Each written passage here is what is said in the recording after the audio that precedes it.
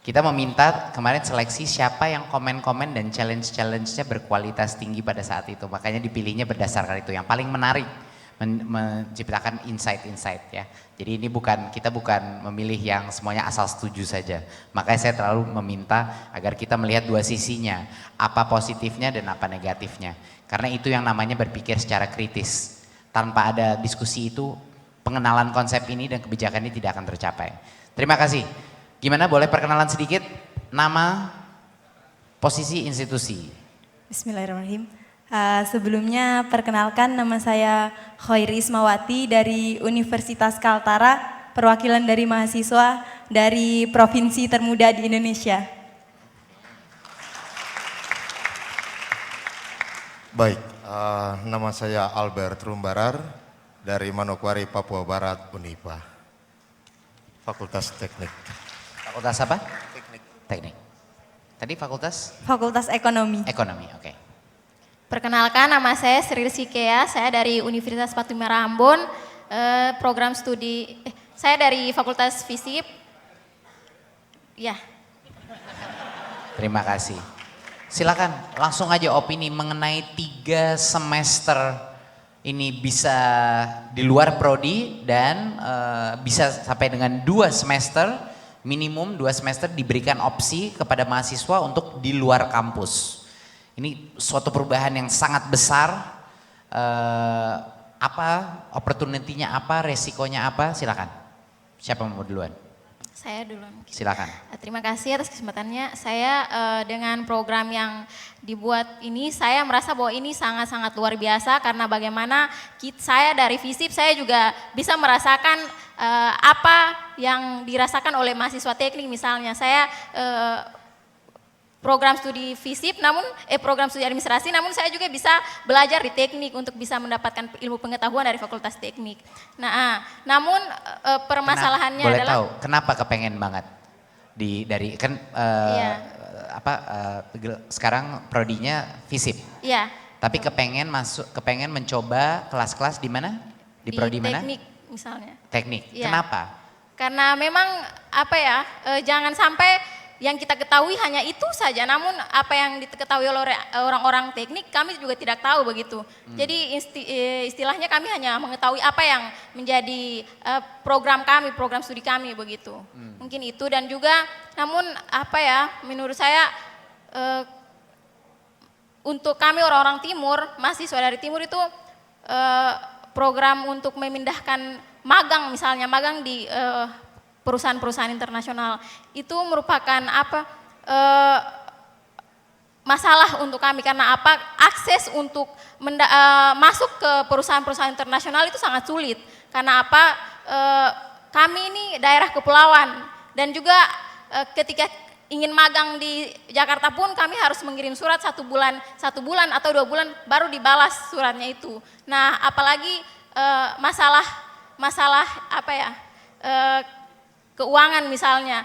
Kami di timur pun sama seperti yang tadi sudah dibahas di Papua, kami sama seperti mereka bahwa pendapatan orang tua kami itu di bawah 1 juta dan itu menyulitkan kami untuk bisa magang di perusahaan-perusahaan internasional misalnya begitu.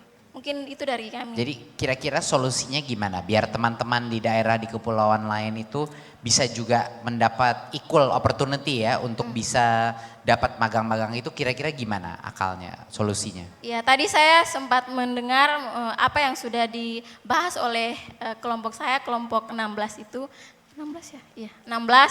Di situ ada pembahasan mengenai biaya juga. Nah, bagaimana untuk biaya itu diatasi, bisa bekerja sama dengan perusahaan-perusahaan internasional dan juga universitas ini, universitas yang ada di Indonesia bekerja sama dengan perusahaan-perusahaan internasional agar bagaimana kami pun bisa mendapatkan timbal balik daripada apa yang sudah kami berikan untuk perusahaan itu dan juga kami mendapatkan timbal baliknya begitu. Mungkin dari saya seperti itu.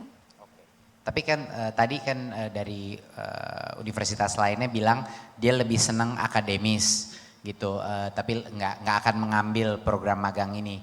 Kalau Ade gimana? Kalau misalnya dapat dan masuk ke dalam suatu magang kelas perusahaan kelas dunia, akan diterima apa tidak? Ya tergantung, bahkan di Maluku kayak di Universitas Patimura saja apa ya, perusahaan internasional, perusahaan yang ada di Maluku saja untuk kami mendaftarkan magang di situ saya sulit untuk diterima, apalagi perusahaan yang kelasnya internasional dan juga aksesnya sangat sulit dari Maluku ke sini. Jadi takutnya lebih takut nggak diterima, nggak Ya, masuk. betul. Tapi kalau masuk diterima akan semangat. Ya semangat. Oke.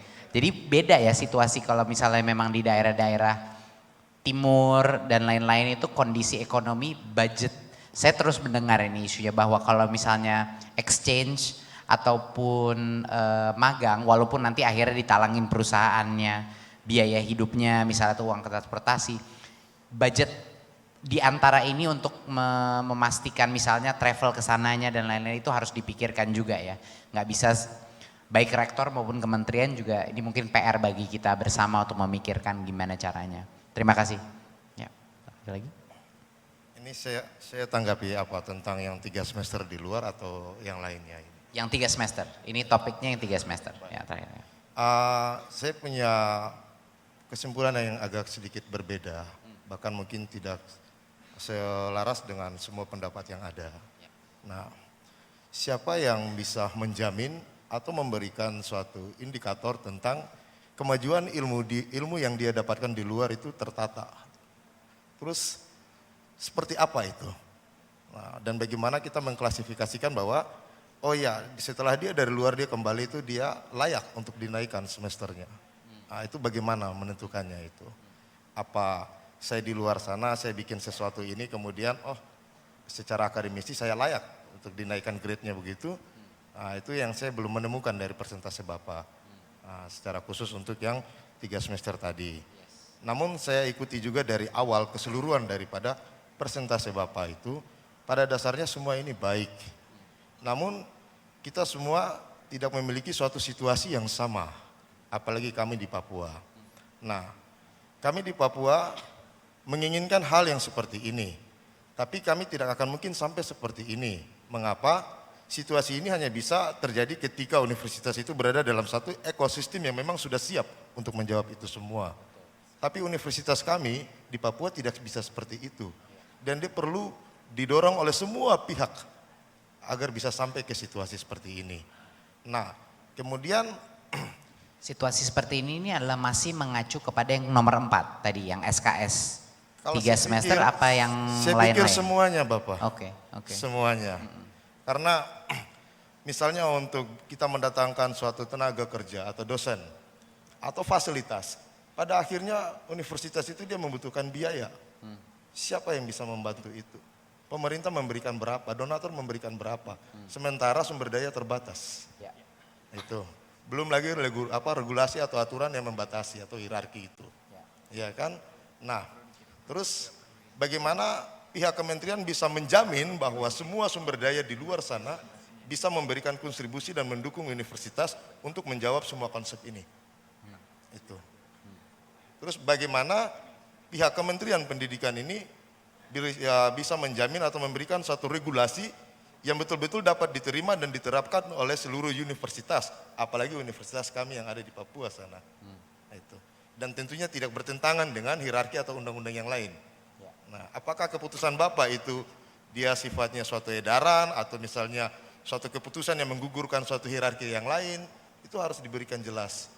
Karena kita dalam menjalankan suatu eksistensi dalam dunia pendidikan ini tidak hanya mengacu pada satu aturan. Ya, karena ada keuangan, ada ini, ada itu, ada sana sini.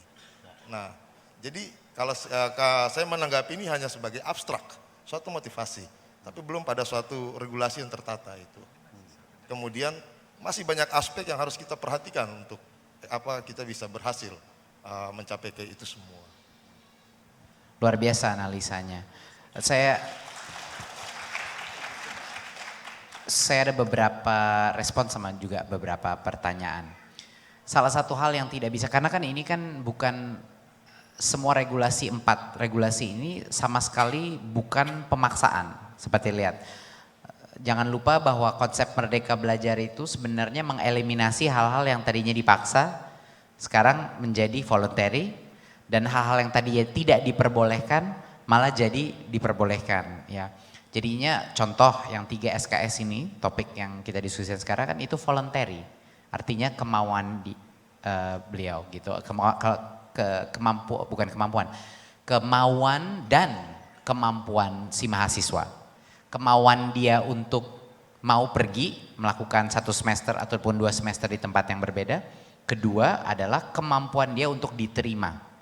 Kemampuan baik itu bisa kemampuan financial maupun kemampuan akumen dia pada saat interview dan lain-lain.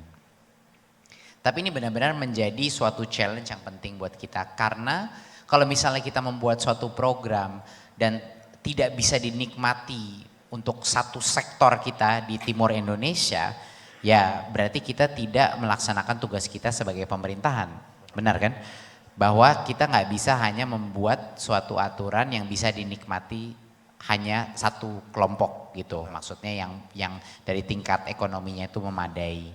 Jadi ini merupakan jadi satu pikiran PR kita sendiri, karena pada saat ini kita belum memikirkan sampai gimana posisi misalnya contoh afirmasi dalam pemikiran policy-policy ini, itu baru step berikutnya ya kan. Tapi jangan lupa bahwa Kemendikbud itu selalu kita memikirkan strategi afirmasi kita itu akan selalu mengikuti strategi Merdeka Belajar, ya kan? Jadi apapun yang kita lakukan dari sisi afirmasi dan budget yang kita anggarkan akan selalu mengikuti aliran Merdeka Belajar dan kebijakan baru kita. Cuman dia selalu ketinggalan dikit, ya kan? Baru afirmasi karena sudah ada budgeting proses, baru nanti dia bakal berevolusi mengikuti Merdeka Belajar. Jadi secara tidak langsung ini bukan suatu janji, tapi saya merasa intuisi saya bahwa semua budget afirmasi kita tuh pasti akan mengarahkan terhadap apa yang menurut kami adalah mutu. Dan Kemdikbud menurut kami adalah experience dengan kualitas yang baik di luar kampus, itu adalah salah satu contoh mutu yang luar biasa gitu loh. Bahkan experience untuk mendapat pengalaman yang berbeda, contoh bagi anak-anak di Universitas di Papua untuk 1 semester bisa di Jakarta atau di Jogja atau di kota. Walaupun misalnya dari sisi pembelajarannya mungkin misalnya dia tidak suka pembelajaran 4 semester di UGM misalnya. Tapi pengalaman dia pindah ke Jogja misalnya dan mengalami itu selama 4 bulan 5 bulan, itu menurut saya baik dari sisi pembelajaran dan penguatan exposure terhadap karakter dia dan bisa beradaptasi, menurut saya sangat penting. Sama pentingnya seperti anak dari Jogja atau Jakarta pergi ke Papua seperti itu untuk 6 bulan tinggal di rumah, penduduk, dan dia harus beradaptasi. Mau itu anak semalas apapun, ini yang saya bilang, mau itu anak semalas apapun, dan dia cuman kesana dia pikirnya dia cuma mau liburan. Misalnya ya, seburuk-buruknya ya kita asumsi, pada saat dia tiba di desa itu, pada saat dia melihat ini cara orang hidup di tempat yang begitu berbeda, dia melihat bagaimana setiap pagi dia bangun, dia melihat cara pola hidup yang sama sekali berbeda sama pengalaman dia. Tidak mungkin itu tidak merubah karakter dia, tidak mungkin dia akan terekspos. Jadinya jangan lupa seperti yang di bidang tadi, itu challenge yang sangat baik. Bagaimana kita bisa menjamin pengalaman ini tertata dengan baik. Itu memang suatu challenge, karena di perusahaan mereka punya sistemnya sendiri. Tapi yang sudah pasti relevansi ke industri cocok dong, itu nggak bisa dipungkiri. Malah pertanyaannya adalah apa yang memastikan atau menjamin bahwa penataan di kampus itu relevan untuk hidup ke depan. Jadi saya lempar kembali, mungkin tertata dengan baik, tapi apakah itu relevan? Belum tentu. Nah, tapi dengan adanya exchange program ini dengan pengalaman yang real, menurut saya jangan dilihat hanya dengan penataan ilmu.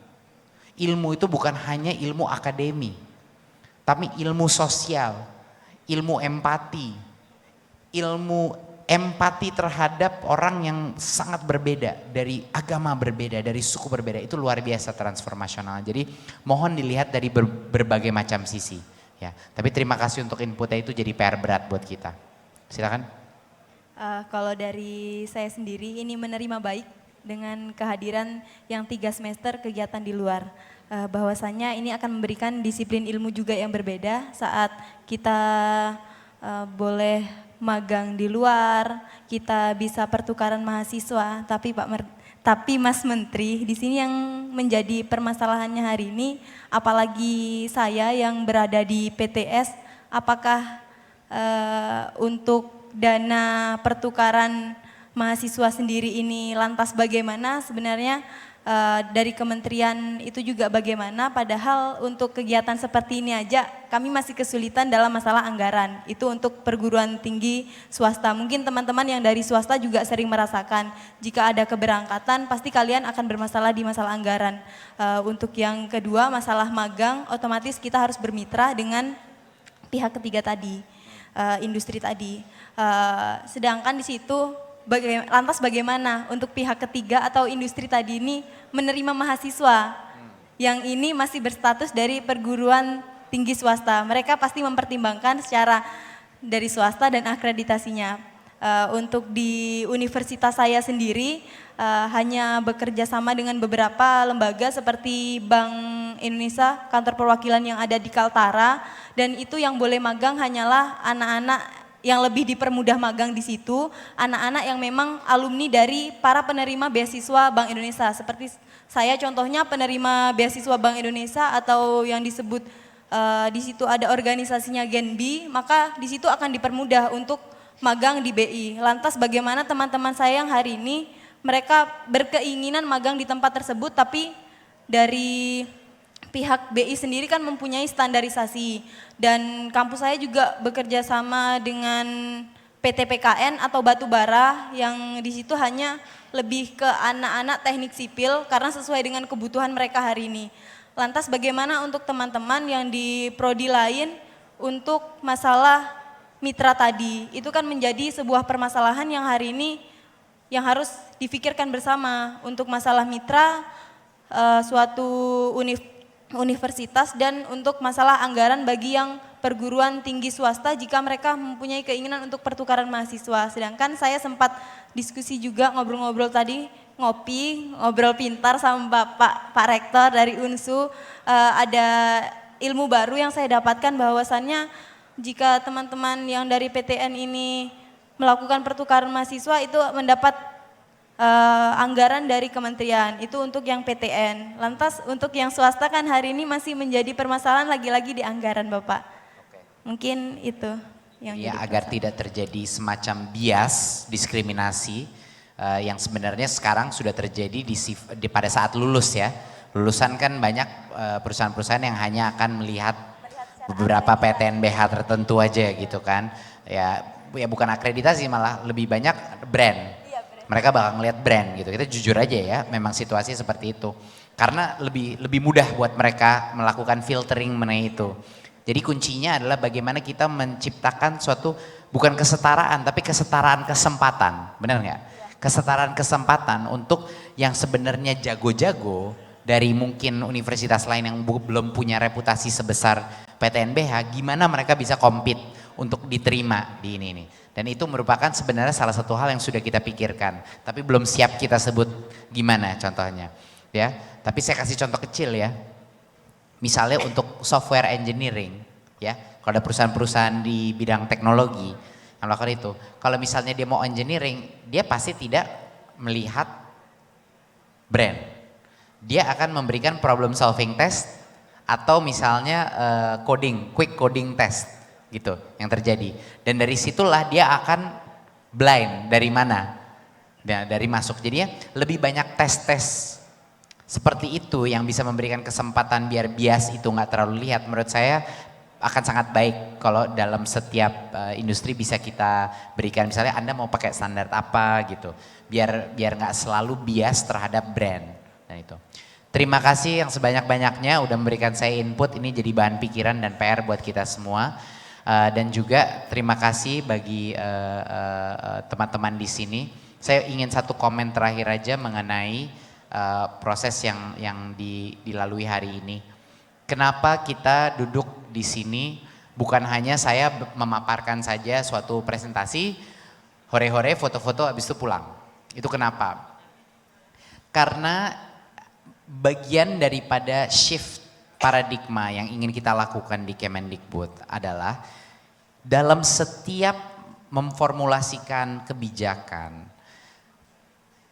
critical thinking, berpikir secara kritis itu harus menjadi suatu core principle dari semua aktivitas kita.